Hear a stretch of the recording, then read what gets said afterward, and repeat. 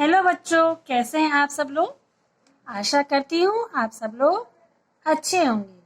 तो बच्चों, पिछली वीडियो में मैंने आपको पाठ पढ़ाया था। पाठ 7 सर्ट एलियन की। पाठ 7 था सर्ट एलियन की। इसके प्रश्न उत्तर भी मैं आपको करवा चुकी हूँ।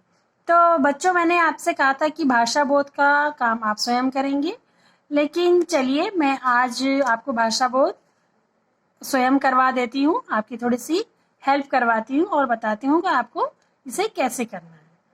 तो भाषा बोध में जैसे पहला प्रश्न है कि पाठ से 3 बिंदु और 3 चंद्र बिंदु वाले शब्द छांट कर लिखिए। ये तो आप स्वयं कर सकते हैं, इसको आप स्वयं कर लेंगे। जैसे अंतरिक्ष है, अंतरिक्ष जो है वो बिंदु वाला शब्द हो गया, है ना। इसी तरह से आप चंद्र बिंदु वाले शब्द भी ढूंढेंगे। तो प्रश्न नंबर 2 है बच्चों की कोष्ठक के उचित शब्द प्रयोग कर वाक्यों को पूरा कीजिए। देखिए, आपको कोष्ठक में 2 शब्द दिए हुए हैं, एक जैसे दिखाई, दूसरा सुनाई।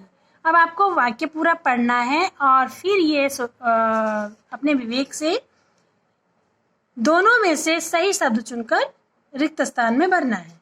तो चलिए पढ़ते हैं वाक्य। बंटी को एक अजीब सी आवाज डैश दी। आवाज दिखाई दी या सुनाई दी? आवाज दिखाई देती है बच्चों? नहीं, है ना। आवाज हमें सुनाई देती है, तो सही उत्तर होगा सुनाई दी। अगला वाक्य है मैं डैश में रहता हूँ। कहाँ? आकाश में या अंतरिक्ष में? ग्रेंगो ने क्या कहा? वो कहाँ रहता है? अंतरिक्ष में रहता हूँ, ये कहा, तो अंतरिक्ष सही उत्तर होगा। अगला प्रश्न है तुमसे मिलकर डैश लगा। अच्छा, चलो मिशन डैश शुरू करते हैं। कौन सा मिशन? मिशन गंदगी या मिशन सफाई? तो सही उत्तर है मिशन सफाई शुरू करते हैं। ये डैश की गोलियां हैं। किस चीज की गोलियां हैं? दवाई की गोलियां या भोजन की गोलियां? ये भोजन की गोलियां हैं। ये किसने कहा था?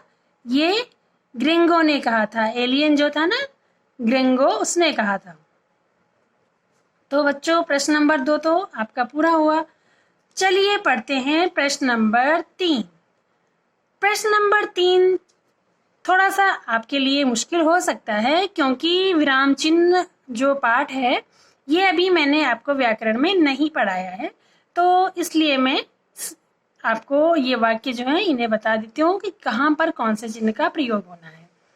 तो जैसे लिखा है कि पिंकी, लता, जल्दी इधर आओ। ठीक है, पिंकी और लता दोनों नाम है, इनके बीच में कॉमा लगेगा। जल्दी इधर आओ, आओ के बाद पूर्ण विराम। जब भी कोई वाक्य समाप्त होता है तो उसके बाद पूर्ण विराम लगता है, और यदि कोई प्रश्नवाचक वाक्य समाप्त होता है तो उसके बाद हम प्रश्नवाचक चिन्ह लगाते हैं। दूसरा वाक्य है तुम यह खाना क्यों नहीं खा सकते। प्रश्न पूछा जा रहा है इस वाक्य में, तो इसके अंत में प्रश्नवाचक चिन्ह लगाएंगे। अगला है ग छी, यह भी कोई बगीचा है। यहाँ पर आप विस्मयादिबोधक चिन्ह लगाएंगे, एक डंडा, उसके नीचे एक बिंदी। ये विस्मयादिबोधक शब्द का वाक्य है। बंटी, पिंकी और लता, जैसे मैंने कहा कि 2 नामों के बीच में कॉमा लगेगा, वैसे यहाँ पर भी कॉमा लगेगा।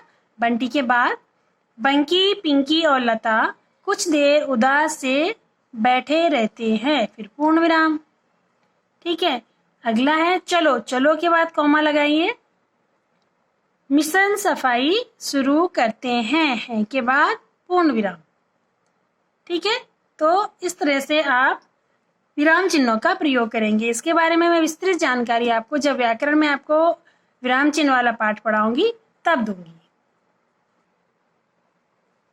बच्चों, पेज नंबर 52 में ये सौर मंडल का चित्र दिया हुआ है। देख रहे हैं आप अपनी किताब में? देखना 52 पेज में सौर मंडल का चित्र दिया हुआ है, जिसमें सूरज बना हुआ है और उसके साथ साथ उसके अन्य ग्रह बने हुए हैं, है ना।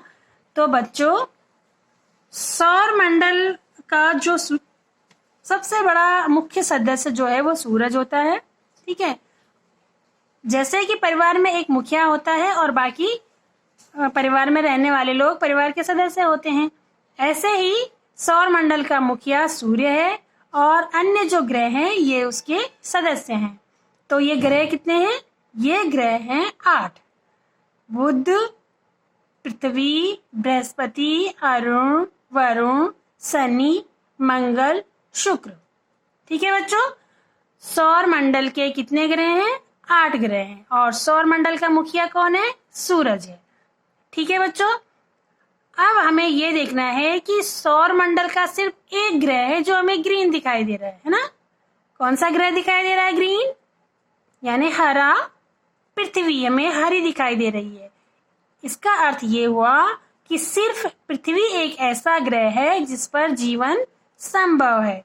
यहाँ पर जीवन संभव है सिर्फ पृथ्वी पर। और सबसे नजदीक ग्रह है सूर्य का बुध। बुध जो है सबसे नजदीकी ग्रह है और सबसे छोटा ग्रह भी है ना? और सबसे बड़ा ग्रह कौन सा होगा? सौर मंडल का सबसे बड़ा ग्रह कौन सा है? सौर मंडल का सबसे बड़ा ग्रह बृहस्पति है। ठीक है, ये सभी ग्रह अपनी एक धुरी में परिक्रमा करते रहते हैं। तो बच्चों, ये तो थी सूक्ष्म जानकारी सौर मंडल की। अब इसमें से मैं कुछ प्रश्न आपके लिए बोल रही हूँ, आप उन्हें नोट कीजिए और उनके उत्तर आप स्वयं अपनी हिंदी की नोटबुक में लिखेंगे। तो चलिए, इस सौर मंडल से ही संबंधित मैं 5 प्रश्न आपसे पूछ रही हूँ। तो पहला प्रश्न है कि सौर मंडल का मुखिया कौन है या कौन होता है? एक ही बात है।